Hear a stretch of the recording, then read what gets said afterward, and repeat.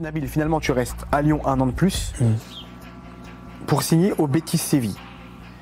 Est-ce que tu peux comprendre que ce choix, compte tenu de ton niveau, ait surpris beaucoup de monde? Ouais, c'est normal.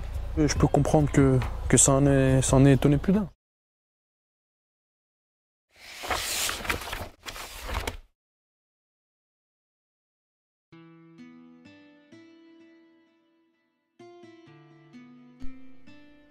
Quand il se rappelle ses premières impressions, celles de l'année 2005, Gérard Bonneau, le responsable de la cellule de recrutement de l'Olympique lyonnais, est formel.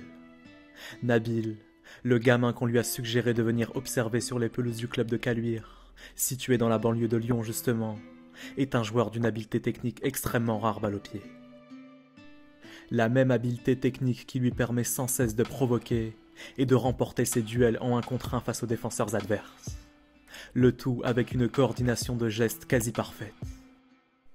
Oui, Nabil est très habile. Et ce gamin en l'occurrence, Fekir de son nom, est avant tout un pur produit de l'agglomération lyonnaise.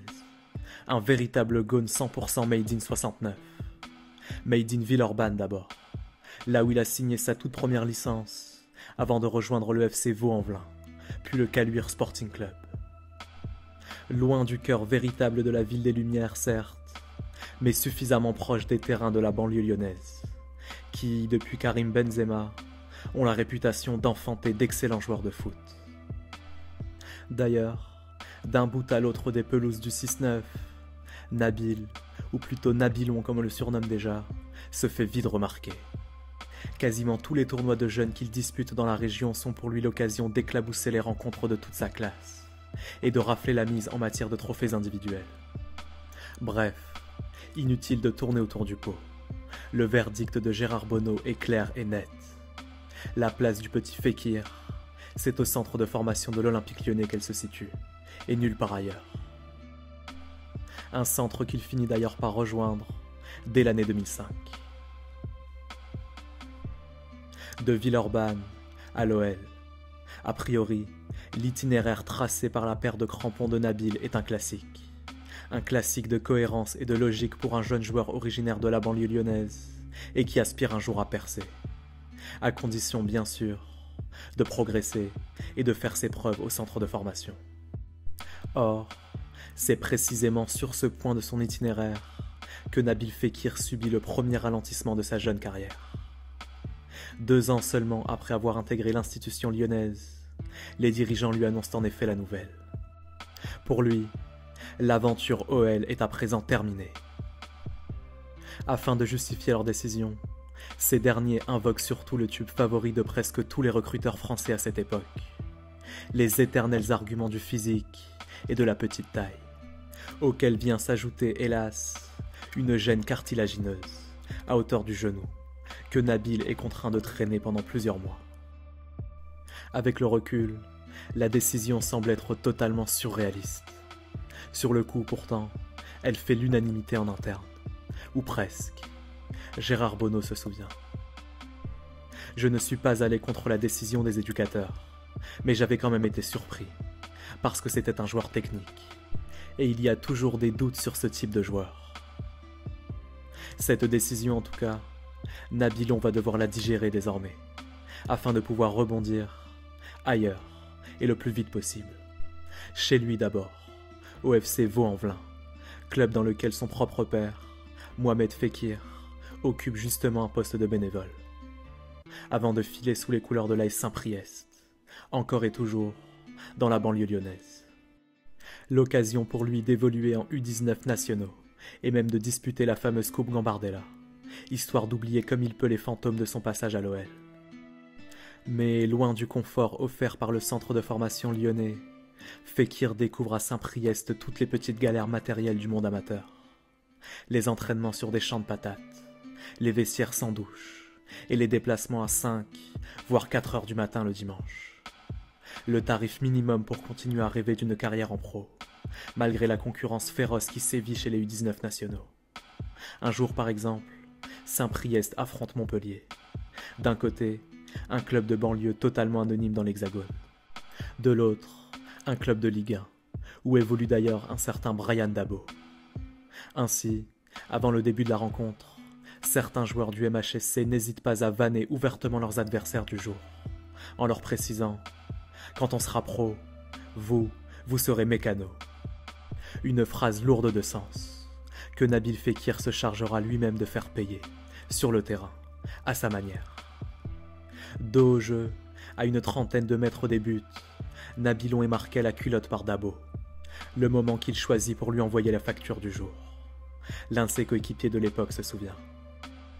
En se retournant, Nabil lui a mis un râteau, un petit pont et a mis une grosse frappe qui a touché la barre transversale, avant de ressortir. La tribune était choquée, vraiment choquée. Pour l'anecdote, ce jour-là, les futurs mécanos de Saint-Priest s'imposeront sans trembler, 3-0. D'un match à l'autre, les convoitises finissent par pleuvoir pour Nabil Fekir, en provenance de Ligue 1 ou de Ligue 2. En 2011 par exemple, alerté par l'un de ses recruteurs, le SM Caen lui propose une semaine d'essai en Normandie. Sauf que, sans doute un peu stressé, ou simplement diminué par la fatigue, Fekir passe complètement à côté de sa semaine, et reçoit une réponse négative de la part des dirigeants canets. Malgré tout, 4 clubs demeurent en lice. Les Stags de Troyes, le Nîmes Olympique, l'OGC Nice et surtout l'AS Saint-Étienne. Prête à sauter sur cette occasion en or, l'ASSE se dépêche de proposer à la famille Fekir l'offre la plus alléchante de toutes, avec un contrat professionnel de 3 ans, aussitôt sa signature déposée. De quoi lui assurer de mettre la daronne à l'abri. Quelques années après l'échec à Hatem Ben Arfa, les dirigeants stéphanois voient sans doute en Nabil Fekir une fabuleuse opportunité de mettre la main sur un joueur très talentueux, made in France, pour quelques centaines de milliers d'euros seulement. Mais 60 km plus au nord de Saint-Étienne, la perspective de voir l'éternel rival stéphanois subtiliser de la sorte une pépite lyonnaise affole les dirigeants de Saint-Priest, avec qui l'OL dispose en plus d'un partenariat. En vertu de ce dernier, décision est alors prise de contacter une dernière fois le directeur adjoint du centre de formation lyonnais, pour l'avertir qu'un joueur de Saint-Priest est en passe d'être transféré vers un club concurrent de l'OL. Comme par magie, dans la foulée, l'ultime proposition lyonnaise adressée à Fekir ne tarde pas à intervenir. Un contrat amateur. Rien de plus pour l'instant. S'il l'accepte, il sera le bienvenu. S'il la refuse, libre à lui d'aller signer chez l'ennemi stéphanois, ou n'importe où ailleurs. La réponse de Nabil est alors catégorique. Au diable l'AS Saint-Étienne, et peu importe le contrat pro. S'il existe une infime chance de pouvoir faire carrière chez lui, dans sa propre ville, alors il veut la saisir, même en échange d'un modeste contrat amateur. Un contrat qu'il finit donc par accepter pour la saison 2011-2012. Ironie de l'histoire, le club de Saint-Priest, lassé par le manque de reconnaissance de l'OL à son égard, a récemment décidé de rompre son partenariat avec Lyon, pour se tourner justement vers l'AS Saint-Étienne. C'est ainsi que 3 saisons durant, de 2011 à 2014, Fekir évolue principalement avec l'équipe réserve de l'OL, en CFA, conformément à son contrat et à son salaire de stagiaire. Mais avec la livraison prochaine du futur Groupama Stadium, et face au désastre économique Johan Gourcuff, Jean-Michel Aulas se voit contraint de soumettre à ses entraîneurs une politique d'austérité sur le marché des transferts. Plutôt que de casser sa tirelire pour faire venir des joueurs confirmés, l'OL devra désormais miser sur ses gones du centre de formation, quitte à en promouvoir certains de temps à autre, en Ligue 1 et parfois même en Coupe d'Europe. Et parmi eux, un certain Nabil Fekir justement, dont les bonnes performances en CFA n'ont pas échappé à la vigilance de Rémi Garde, l'entraîneur de l'équipe première. Dans les travées du stade Gerland, beaucoup l'ignorent. Pourtant, les bouts de match disputés par Fekir ne sont en réalité qu'un avant-goût de l'ascension vertigineuse dont ils vont bientôt être témoins, à partir de 2014. Déjà en vue la saison précédente, l'ancien joueur de Saint-Priest s'impose peu à peu comme un titulaire indiscutable dans le 11 d'Hubert Fournier, au poste de 9,5, derrière Alexandre Lacazette en pointe, un joueur qu'il a bien sûr côtoyé au centre de formation. Et là, l'évidence saute aux yeux, et pas seulement à ceux des supporters de Gerland. Fekir est un joueur doté d'une qualité technique et d'une intelligence de jeu très largement supérieure à la moyenne de Ligue 1, Sa palette de jeu est d'ailleurs tellement large qu'il est parfois même difficile d'identifier son poste véritable sur la pelouse. Capable d'évoluer en soutien d'un numéro 9, en meneur de jeu, ou même sur un côté. Peu importe, car de toute façon, Nabil sait tout faire. Dribbler s'il faut dribbler, orienter s'il faut orienter, et marquer s'il faut marquer. C'est donc sans surprise que, dès l'hiver 2014 et 2015, la perspective d'entamer une carrière en sélection semble être inévitable pour lui. À un seul détail près en revanche, et non des moindres. Parce qu'avant d'embrasser cette perspective, Fekir va devoir répondre à une question préalable, face à laquelle il lui sera impossible de se dérober. La question suivante en l'occurrence. Faire carrière en sélection, oui, mais pour quelle sélection précisément ? En vertu de sa binationalité et de ses très bonnes performances en club, deux alternatives s'offrent à lui. L'équipe de France d'un côté, celle de son pays natal, l'équipe d'Algérie de l'autre, celle de la patrie d'origine de ses parents. Plus qu'une question, un véritable dilemme pour lui, comme pour bon nombre d'autres binationaux, surtout pour un joueur susceptible d'avoir sa place dans les deux sélections. Côté tricolore en tout cas, Didier Deschamps n'a absolument pas l'intention de faire ingérence dans ce dossier, ni de faire peser la moindre pression sur ce joueur. Il a cette liberté de choisir, avoue-t-il en février 2015, et je ne peux pas la lui enlever, surtout pas. Je ne vais pas sélectionner Nabil demain pour l'empêcher de jouer en équipe d'Algérie, ça n'a aucun sens. De l'autre côté de la Méditerranée, le son de cloche est à peu près identique. Christian Gourcuff, le sélectionneur des Fennecs, convoquerait certes bien volontiers le joueur pour participer à la CAN 2015, mais accepte sans problème de lui accorder le temps de la réflexion. Quelques semaines, voire quelques mois si besoin. Mais en mars 2015, à quelques jours d'une trêve internationale, le quotidien L'Équipe annonce la nouvelle. Fekir a pris sa décision finale, et ce sera l'équipe de France. Le problème, c'est que dans la foulée, Christian Gourcuff est catégorique. Début mars, l'attaquant lyonnais l'a personnellement appelé au téléphone pour lui exprimer sa décision de revêtir le maillot de l'Algérie, avant, 3 heures plus tard, de se rétracter mystérieusement, par téléphone là encore. Une version que le principal intéressé contredira pourtant dans son interview à l'équipe. Oui, j'ai appelé Gourcuff pour lui dire que mon choix n'était pas fait. Je n'aurais pas dû l'appeler. J'ai commis une erreur. J'avais un peu la pression. Quoi qu'il en soit, assure-t-il, ce choix, c'est le sien, et celui de personne d'autre. Tout en précisant, l'Algérie est une partie de mon cœur, la France aussi. Mon père aurait aimé me voir jouer pour l'Algérie, mais c'est moi le joueur, c'est moi qui suis sur le terrain. Ce sera l'équipe de France, et ça ne changera plus. Je suis très attaché à cette équipe. Je ne voudrais qu'il n'y ait aucune ambiguïté à ce niveau-là. D'ailleurs, 2 semaines après cette interview, Nabil Fekir honorera sa toute première sélection en bleu, face au Brésil, en match amical. En tout état de cause, logiquement nommé meilleur espoir de Ligue 1 à l'issue de la saison, l'attaquant lyonnais a désormais tout intérêt à faire abstraction de cette mini-tempête médiatique pour continuer à progresser. L'Euro 2016 en ligne de mire, sous les couleurs de l'équipe de France donc. Mais un jour du mois de septembre 2015, en plein match amical face au Portugal, Nabil Fekir s'effondre subitement sur la pelouse, le ligament croisé du genou droit en miettes. Verdict, 6 mois d'interruption, minimum, soit l'équivalent d'une saison quasi complète, en club comme en sélection. Pour ce qui est de la Ligue des Champions, l'Olympique lyonnais ne s'en remettra pas cette année-là, totalement orphelin de son numéro 18 en attaque. Et s'agissant de l'Euro 2016, qui lui semblait promis, Fekir n'y participera pas là non plus, physiquement beaucoup trop en retard par rapport à ses concurrents en attaque tricolore, notamment Antoine Griezmann à l'Atlético Madrid. À partir de cet instant, son avenir de footballeur professionnel tient en une seule question. Malgré une saison quasiment blanche, Nabil Fekir sera-t-il, oui ou non, en mesure de retrouver son meilleur niveau en club? À cette question, ses performances ainsi que son brassard de capitaine lors de la saison 2017-2018 apporteront une réponse positive, avec plus d'une vingtaine de buts au compteur, assorti d'une 3e place au classement final de la Ligue 1. Et le 17 mai, aux alentours de 20h, le capitaine de l'OL voit alors s'afficher son nom dans la liste des 23 joueurs retenus par Didier Deschamps pour aller disputer et pour aller remporter la Coupe du Monde 2018 en Russie. En coulisses, c'est dès lors la question de son avenir en club qui est posée.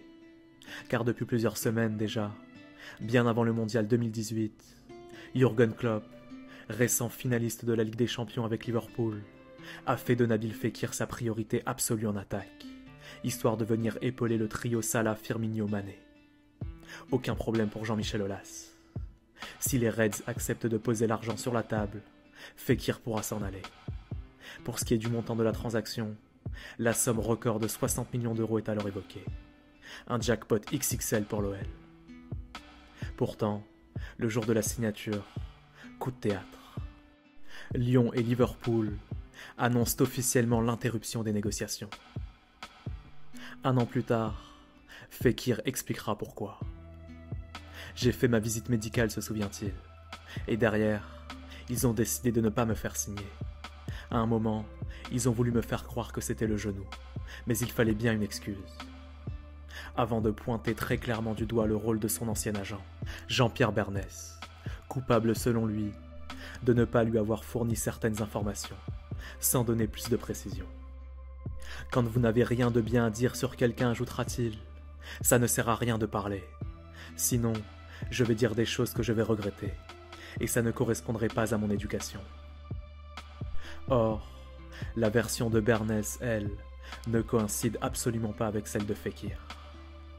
D'après l'ancien bras droit de Bernard Tapie, si Liverpool s'est rétracté, c'est en raison de l'irruption surprise d'un intermédiaire de dernière minute, en la personne du beau-frère de Nabil, qui aurait alors réclamé aux dirigeants le versement d'une commission qui n'était pas prévue au départ. C'était surréaliste, précisera-t-il. On se serait cru dans un film de Walt Disney. Il n'a même pas salué les dirigeants de Liverpool. Il est arrivé après la visite médicale. Tout le monde se regardait. Les dirigeants de Liverpool se demandaient où ils étaient. J'avais honte. Véridique ou pas, cet épisode actera la rupture définitive entre les deux hommes. Et par là même, maintiendra la présence de Fekir en Ligue 1 pour la saison 2018-2019. Sa dernière sous les couleurs de l'Olympique Lyonnais, marquée notamment sur le plan personnel par une performance XXL sur la pelouse de l'Etihad Stadium face au Manchester City de Guardiola en match de poule. Ainsi, à l'aube du mercato estival, tout porte à croire que cette fois-ci, Nabilon va quitter l'OL pour de bon. Mais en réalité, certainement pas pour rejoindre Liverpool, tout juste vainqueur de la Champions League, ni même aucune autre équipe du top 5 européen. À l'inverse, une destination plutôt étonnante, que certains considéreront même comme moins séduisante que l'Olympique Lyonnais. En l'occurrence, le Betis Séville. S'il fallait étayer la fameuse formule qui consiste à admettre que, dans le foot, tout va très vite, dans un sens comme dans l'autre, alors le transfert de Fekir vers Séville conviendrait parfaitement. Car en rejoignant l'Andalousie, un an après avoir remporté la Coupe du Monde, le natif de Lyon débarque dans une équipe qui n'est même pas qualifiée en Ligue des Champions, pas même en Europa League, et pour un montant d'à peine 20 millions d'euros, soit une somme 3 fois inférieure à celle évoquée 12 mois plus tôt, à Liverpool. Et malgré la compétitivité du championnat espagnol, nombreux sont ceux qui interrogent la pertinence d'un tel choix de carrière pour Fekir, lui qui aurait sans doute pu espérer viser plus haut et plus prestigieux. Ou pas, car à y regarder de plus près, force est d'admettre que, pour attirer son nouveau joueur, le Betis n'a pas eu à affronter une concurrence très féroce, si ce n'est les timides convoitises du Milan AC, de Naples et du FC Séville. 3 clubs qui, contrairement au Betis, auraient par ailleurs refusé d'engager Yacine Fekir, le petit frère de Nabil. En tout état de cause, la suite de l'histoire ne fera que donner raison aux plus sceptiques et aux plus perplexes, jusque la saison 2020-2021 en tout cas. À part inscrire 5 ou 6 buts en Liga et batailler au mieux pour une qualification en Europa League, Fekir ne peut pas prétendre à autre chose sous ces nouvelles couleurs. Pas pour l'instant en tout cas. Sans même parler de ses apparitions en équipe de France, de plus en plus rares au fil des mois et des années, pour ne pas dire totalement inexistantes. À ce jour donc, tout porte à croire que sa carrière ressemble à celle d'un immense potentiel, insuffisamment et mal exploité. Et reste maintenant à déterminer si elle continuera, oui ou non, d'y ressembler pour toujours.